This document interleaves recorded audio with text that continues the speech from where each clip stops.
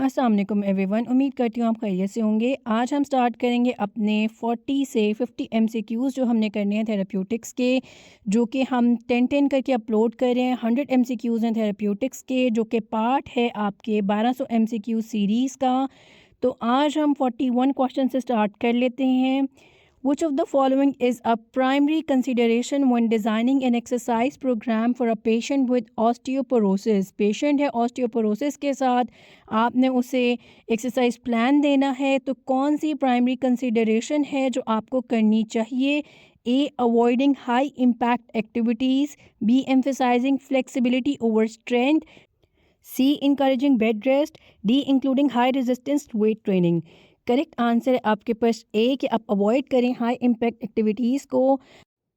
बाकी ऑप्शंस भी हम देख लेते हैं। अगर हम प्राइमरी कंसिडरेशन की बात करते हैं तो ऑप्शन बी देखेंगे, एम्फेसाइजिंग फ्लेक्सिबिलिटी ओवर स्ट्रेंथ। ये ऑप्शन बिल्कुल ठीक नहीं है, क्योंकि आपने स्ट्रेंथ पे देखना है, फोकस करना है, ना कि फ्लेक्सिबिलिटी पे। तो ये ऑप्शन बिल्कुल इनकरेक्ट है। इनकरेजिंग बेड रेस्ट, ऑस्टियोपोरोसिस में हम बेड रेस्ट बिल्कुल रिकमेंड नहीं करते। उससे क्या होता है, आपकी ऑस्टियोपोरोसिस और ज़्यादा होती है, पेशेंट और ज़्यादा सफ़र करेगा, तो वो भी हम नहीं कर सकते। और हाई रेजिस्टेंस भी नहीं दे सकते, क्योंकि इससे पेशेंट प्रोन होता है कि कोई फ्रैक्चर हो जाएगा उसको। तो ये भी ऑप्शन बिल्कुल इनकरेक्ट है। तो राइट आंसर है कि आप अवॉइड करेंगे हाई इम्पैक्ट एक्टिविटीज़ को। नेक्स्ट क्वेश्चन देखेंगे हम। Question number 42, which exercise is most effective for targeting the gluteus Maximus? इनमें से कौन सी एक्सरसाइज है जो टारगेट करती है आपके ग्लूटियस मैक्सिमस मसल को? A. Leg press, B. Squats, C. Seated calf raises, D. Hamstring curls. Correct answer है आपके पास बी। स्क्वाट्स जो होते हैं उसमें आपके ग्लूटियस मैक्सिमस टारगेट किए जाते हैं। Squats are highly effective for targeting the gluteus maximus as they engage the muscle through a full range of motion during the exercise. Leg press की बात करेंगे तो उसमें ग्लूट्स आपके इन्वॉल्व होते हैं, लेकिन वो फोकस करती है आपके क्वाड्स के ऊपर, ना कि आपके ग्लूटियस मैक्सिमस के ऊपर। सीटेड काफ रेजेस की बात करेंगे, उसका प्राइमरीली जो फोकस होता है वो काफ्स होते हैं, ना कि आपके ग्लूट मसल्स। उसके बाद हैमस्ट्रिंग की बात करेंगे तो उसमें भी मिनिमल ग्लूटियस की इन्वॉल्वमेंट होती है। तो करेक्ट आंसर है कि आपका स्क्वाट्स में इन्वॉल्व होंगे।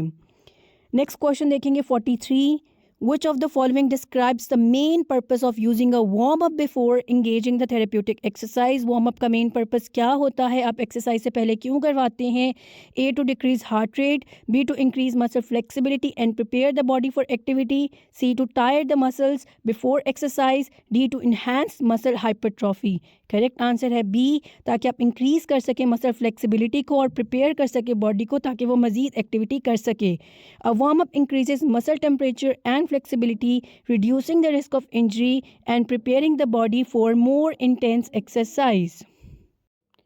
क्वेश्चन नंबर 44 देखेंगे, which phase of the stretch shortening cycle is critical for developing power during plyometric exercises? आपने प्लायोमेट्रिक एक्सरसाइजेस करवानी है, उसमें पावर डेवलप करनी है, तो कौन सा फेज़ होता है जो स्ट्रेच शॉर्टनिंग साइकिल के लिए बहुत क्रिटिकल होता है ताकि आप पावर डेवलप करवा सकें? A. Eccentric phase, B. Concentric phase, C. Amortization phase, D. Isometric phase. Correct answer है सी। एमोटाइजेशन फेज़ जो होता है वो बहुत ज़्यादा आपका क्रूशल होता है, उसी से आपकी डेवलप होती है पावर, जो ड्यूरिंग प्लायोमेट्रिक एक्सरसाइजेस आप यूज़ करते हैं। The amortization phase, the brief time between the eccentric and concentric phases, is critical for maximizing power output during plyometric exercises. Amortization phase क्या होता है? It is the brief transition between the eccentric and concentric phases. A quick amortization phase allows efficient energy transfer, maximizing power output in plyometric exercises like jumps and sprints.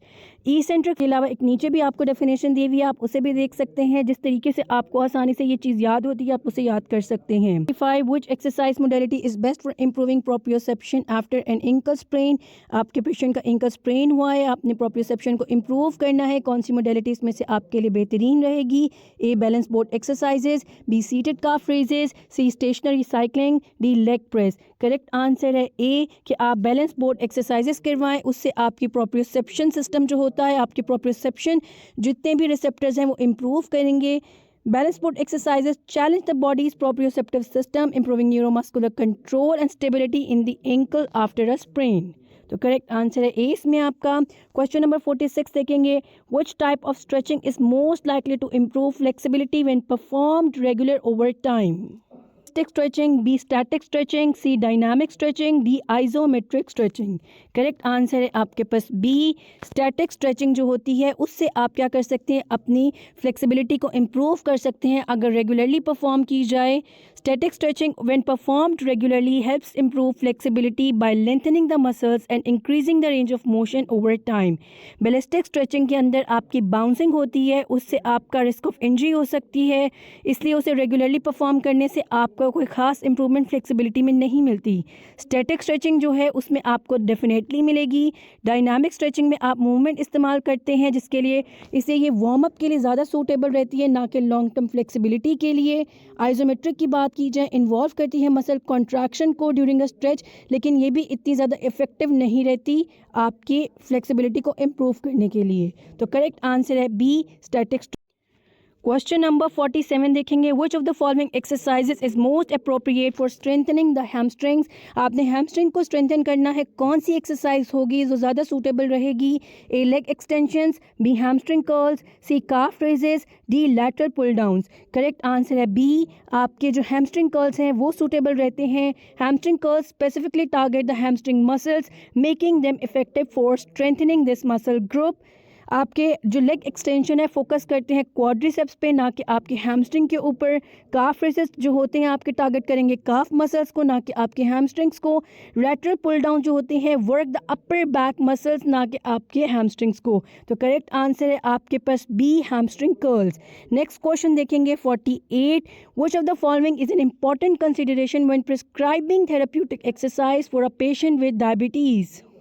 आपके पास patient जो है वो आप diabetes का है, आपने therapeutic exercise plan देना है, तो कौन सी प्राइमरी कंसिडरेशन है जो आपको करनी पड़ेगी? A avoiding all forms of physical activity, B monitoring blood glucose levels before and after exercise, C encouraging high intensity interval training, D focusing solely on resisting training.